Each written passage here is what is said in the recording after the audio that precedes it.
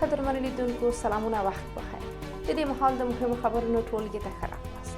په سر کې د مهمو خبرونو سرټکي. د طالبانو بندیزونه په برېټانیا کې یو شمېر میرمنو د افغان میرمنو له وضعیته د خبرېدو پر ارزښت ټینګار وکړ. د ټي ټي پي سره د طالبانو همکاري د دې ډلې 6 جنګیالي له پاکستاني پوځیانو سره په نښته کې ووژل شول. د بشار الاسد کورنۍ تر 15 لسیزو زیات دیکتاتوري حکومت پای ته ورسېد.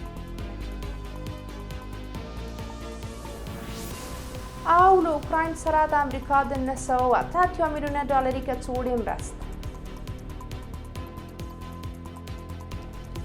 بشپړ خبرونه. په برېټانیا کې یو شمېر میرمنو د یو لړ ځانګړو مراسمو په ترڅ کې د طالبانو له لوري د افغان میرمنو له حقونو څخه د پراخې سرغړونې په تړاو اندېښنه ښودلې او په افغانستان کې د هغوی له وضعیت څخه د خبرېدو غوښتنه کړې ده. د میرمنو د شنبې ورځ د شمعې په روښانولو او د شعارونو سره د افغان میرمنو د وضعیت په تړاو د خبرېدو کچې پر ارزښت ټینګار کړی دی. دا مراسم په افغانستان کې د نجونو پر مخ د روغتیایي انسټیټیوټونو د تړل کېدو په غبرګون کې جوړ شوی و. معترضو میرمنو د برېټانیا له دولت څخه غوښتي چې د افغان میرمنو ترڅنګ ودرېږي او طالبان د جرمونو نړیوالې محکمې ته راکش کړي. د میرمنو د نجونو روغتیایي انسټیټیوټونو تړل کېدل د اندېښنې وړ بللي او له طالبانو یې د بیرته پرانیستلو غوښتنه کړې ده. دا په داسې حال کې ده چې د روغتیا نړیوال سازمان د معلوماتو پر بنسټ افغانستان په نړۍ کې د میندو د مړینې تر ټولو ناوړه کچه لري. څه موده مخکې اروپایي ټولنې هم په افغانستان کې د مور او ماشوم د مړینې کچې د زیاتېدو خبرداری ورکړی و. د یادې ټولنې په خبره په افغانستان کې په هرو 2 ساعتونو کې یوه مور د زیږون پورې اړوند لاملونو له کبله ژوند بایلي. سرچینې وایي چې د افغان طالبانو 6 غړي د پاکستان له پوځ سره په نښته کې وژل شوي دي. سرچینو د شنبې ورځ 8 ورځپاڼې ته منلې چې دا طالب جنګیالي د پاکستاني طالبانو غړو مرستې ته ورغلي وو. سرچینو همداراز زیاته کړې چې په دې نښته کې د طالبانو 15 نور غړي ټپیان شوي دي. د سرچینو د معلوماتو پر بنسټ وژل شوي طالبان د میدان وردګ، کاپیسا، بغلان او کندز ولایتونو اوسیدونکي وو. سرچینې ویلي چې تر اوسه د دې جګړې د کره ځای په هکله معلومات نشته. طالبانو هم تر اوسه په دې تړاو څه نه دي ویلي.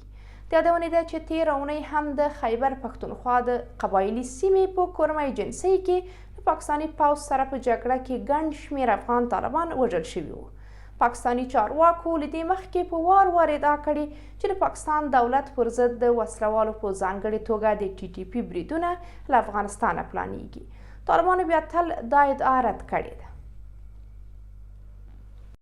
د سوریې یاغیانو په یو بیان کې خبر ورکړی چې د سوریې ولسمشر بشار الاسد حکومت یې نسکور کړی او د اسد کورنۍ له 15 لسیزو زیاته دیکتاتوري یې پای ته رسولې ده. یاغیانو د یکشنبې ورځ په یو بیان کې چې په ټولنیزو رسنیو کې خپور شوی ویلي د سوریې خلکو د بشار الاسد حکومت نسکور کړی دی. ورته مهال رویټرز خبر ورکړی چې بشار الاسد د سوریې پلازمینه دمشق پرېښی او ناڅرګند ځای ته تللی دی. راپورونه وایي چې یاغیان د دمشق ځینو سیمو ته ننوتلي او د سوریې راډیو تلویزیون ودانۍ یې تر کنټرول لاندې راوستې ده. د تحریر شام وسلوالې ډلې ادعا کړې چې د حماس او دمشق ښارونو ته له هیڅ ډول مقاومت پرته ننوتلي دي. یو شمېر رسنیو راپورونه ورکړي چې د سوریې خلک د بشار الاسد د واکمنۍ د پای ته رسېدو لپاره سړکونو ته راوتلي او د خوښۍ نڅاوې کوي. د بشار الاسد کورنۍ د دیکتاتورۍ موده له 15 لسیزو څخه ډېره وه. دغه پلار حافظ اسد د یوې کودتا په ترڅ کې د دغه حکومت بنسټ ایښی و. د یادونې ده چې په 2011 کال کې د حافظ اسد زوی بشار الاسد په پراخه کچه ولسي پاڅونونه وځپل او د یوې کورنۍ جګړې لامل شو. بشار الاسد هغه مهال د ملکیانو پر خلاف د کیمیاوي وسلو په کارونې هم تورن شوی و. د بشار الاسد حکومت مخالفانو شاوخوا 2 اونۍ مخکې د سوریې ښارونو د نیولو عملیات پیل کړ او په ناڅاپي ډول اوس د دغه هېواد پلازمینې دمشق ته رسېدلي دي. اوکراین ته د امریکا د تجهیزاتو مرستې په دوام واشنګټن کیف ته د 980 میلیونه ډالرو نوې کڅوړې خبر ورکړی دی. ټویټرز یکشنبې ورځ راپور ورکړی چې دا پیسې اوکراین ته د وسلو د پیر لپاره ځانګړې شوي دي. امریکا دا مرسته د روسیې د یرغل پر وړاندې د اوکراین د ملاتړ په موخه اعلان کړې ده. دا په داسې حال کې ده چې امریکا د ډسامبر پر 2 هم له کیف سره د 225 میلیونه ډالرو مرسته کړې وه. په دې مرستو کې به اوکراین ته د هیمارس توغندیو سیسټم لپاره بې پیلوټه الوتکې او تجهیزاتو پیرل شامل وي.